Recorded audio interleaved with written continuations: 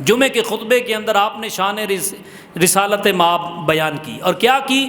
آپ نے یہ بیان کیا کہ مصطفیٰ کریم صلی اللہ علیہ وسلم کی بادشاہی فرش پر بھی ہے اور عرش پر بھی ہے۔ فرش والے تیری شوکت کا علو کیا جانے، خسروا عرش پہ اڑتا ہے پھریرا تیرا۔ آپ نے اس پر قرآن و حدیث کے دلائل دیے۔ آپ کو پتہ ہے مجمع میں ہر قسم کے لوگ ہوتے ہیں، بعض لوگ ایسے بھی ہوتے ہیں کہ جن کو مصطفیٰ کی شان سن کر بھی درد ہوتا ہے، پریشانی ہوتی ہے، ایسے لوگ بھی اس مجمع میں تھے۔ آپ نے جمعے کا خطبہ دیا، ایسے لوگ اٹھ کر باہر جلدی پہنچ گئے اور باہر جا کے چوک میں کھڑے ہو کے پروپیگنڈا شروع کر دیا۔ آج تو جمعہ ایسا پڑھا دیا ہے، آپ کو پتہ ہے جب مولوی کی بات ہو تو چوک میں ہو تو پھر تو لوگ ثواب سمجھ کر اس میں حصہ ڈالتے ہیں، لوگ ثواب سمجھ کر، بھی پتہ ہے بھی مولوی نال کام کیڑا پینا ہے، نہ ہی تھانے کچہری بیچارہ کام آئے، نہ ہی اوکھے ویلے کام آنا۔ تو وہاں لوگ پھر جمع ہو گئے، جم کٹا لگ گیا، جم میں غفیر ہو گیا، شور پڑ گیا، لوگ کہنے لگے کہ احمد رضا نے آج کیا بات کر دی کہ مصطفیٰ کی بادشاہی فرشوں پر بھی ہے عرشوں پر بھی ہے۔ جب جم گٹا لگا، لوگ جمع ہو گئے، تو بریلی میں ایک بزرگ تھے، سائیں مجذوب تھے، بڑے مشہور تھے، وہ بھی اس مجمع میں آ گئے۔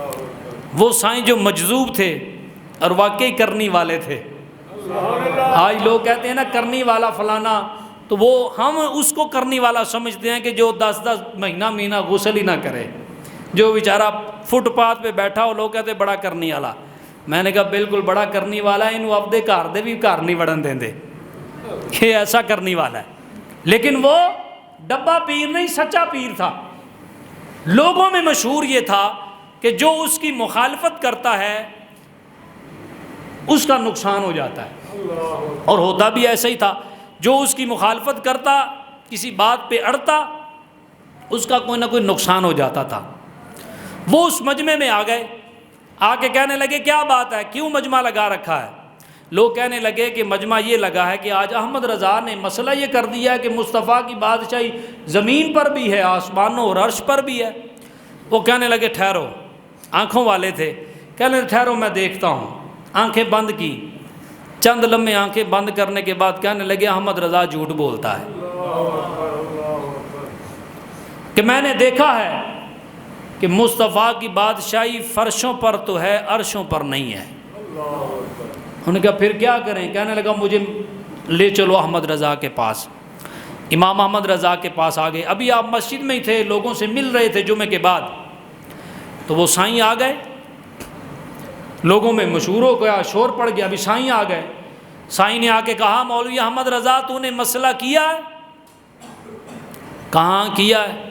مصطفیٰ کی بادشاہی، آپ نے فرمایا فرشوں پر بھی ہے، عرشوں پر بھی ہے۔ تو وہ کہنے لگا فرشوں پر تو مجھے نظر آئی ہے، فرشوں پر نظر نہیں آئی، فرشوں پر نظر آئی ہے، عرشوں پر نہیں آئی۔ آپ نے فرمایا نظر آوے تے پاویں نہ آوے، میرے رب نے عطا کی تھی، احمد رضا بیان کرے گا۔ نظر آوے تے پاویں نہ آوے، مینوں نہیں ٹھیکا، میں نے تو قرآن و حدیث سے پڑھا ہے کہ مصطفیٰ کی بادشاہی فرشوں پر بھی ہے، عرشوں پر بھی ہے۔ اتنی بحث ہو رہی تھی کہ گھر سے پیغام آ گیا آپ کی والدہ کا، امام محمد رضا کی والدہ کا پیغام آیا، شور پڑ گیا تھا کہ سائیں آ کے مسجد میں شور کر رہے ہیں اور احمد رضا سے الجھ رہے ہیں۔ تو والدہ نے پیغام بھیجا کہ اس فقیر سے نہ الجھو، دیکھو آپ کا ایک بیٹا، بڑا بیٹا چھت سے گرا ہے اور اسے چوٹ لگ گئی ہے، آپ کا بیٹا چھت سے گر گیا۔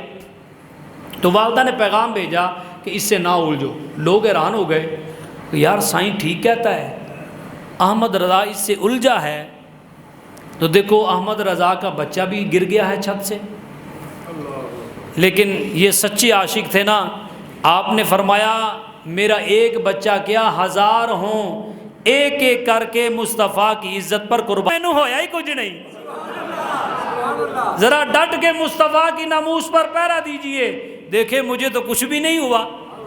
احمد رضا نے کہا مجھے پتا تھا مصطفیٰ کی بادشاہی عرشوں پر بھی ہے، سائیں کو نہیں پتا۔